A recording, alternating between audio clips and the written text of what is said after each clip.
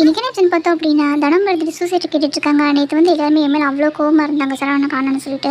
ஆனால் இருந்தாலும் இப்படி ஒரு குழந்தைக்கு வந்து இவ்வளோ பாசம் காமிக்க முடியுமா அப்படிங்கிற மாதிரி கேட்குறாங்க. சூசை பார்த்திங்க அப்படின்னா அவங்க குழந்தை மேலே அவங்க வந்து பாசத்தை காமிக்கிறாங்க. இதில் உனக்கு என்ன வந்துச்சு அப்படிங்கிற மாதிரி கேட்குறாங்க. அப்போ ஒரே குழப்பமாக இருக்குன்னு சொல்லி யோசிச்சுட்ருக்காங்க. நீ எதுக்கு திடீர்னு இப்படி கேள்வி கேட்குறேன் அப்படிங்கிற மாதிரி சூசை கேட்குறாங்க. அப்போ வந்து தனம் பார்த்திங்க அப்படின்னா நான் வந்து குழப்பத்திலே இருக்கேனே அப்படிங்கிற மாதிரி சொல்லிட்டு போயிடுறாங்க. அஞ்சலி பார்த்திங்க அப்படின்னா ரெசிடென்ட் சொல்லிட்டு இருக்காங்க. குழந்தைக்கு வந்து தாய்ப்பால் கொடுக்கறதுக்கு ஒரு அம்மா கண்டிப்பாக வேணும் அப்படிங்கிற சொல்கிறாங்க. டாக்டர் கால் பண்ண சொல்கிறாங்க. அவங்க கால் வந்து ஃபோனே எடுக்க மாட்டேங்கிறாங்க அப்படிங்கிற மாதிரி சொல்லிட்டு இருக்காங்க. நேரில் போய் பார்க்கலாம் அப்படிங்கிற மாதிரி சொல்ல அஞ்சலியுமே பேசி கூட்டிகிட்டு போகிறாங்க. தனம் பார்த்திங்க அப்படின்னா அவங்க ஃப்ரெண்ட்டை வந்து சொல்லிட்டு இருக்காங்க. ரெஜினா எதுக்கு முதலுக்கு வந்து என்னோட குழந்தைய வாங்கி கொடுக்கணும், இதில் ஏதோ பெரிய பிள்ளைங்க இருக்குது அப்படிங்கிற சொல்கிறாங்க. உண்மை எப்படி கண்டுபிடிக்க தெரியல அப்படிங்கிற சொல்லி யோசிச்சுட்டு இருக்காங்க. டாக்டர் கேட்டு அந்த உண்மையில தெரிஞ்சிடும் அப்படிங்கிற சொல்லிட்டு இருக்காங்க. நாளைக்கு என்ன பார்க்க போகிறோம்னா எல்லாரும் டாக்டர் பார்க்க போயிருப்பாங்க. அப்போ அந்த முதல்வர் குழந்தைய நீங்கள் வச்சிருக்கீங்க, சேகர்ட்ட வந்து வாங்கின குழந்தை முதல்வர்கிட்ட இருக்குது அப்படிங்கிற உண்மையை டாக்டர் சொல்லிடுறாங்க. இந்த விஷயத்தை தனாவுக்கு தெரிஞ்சிருது. இந்த விஷயத்தை நான் வந்து முதல்வர்கிட்ட சொல்ல தான் போகிறேன் அப்படிங்கிற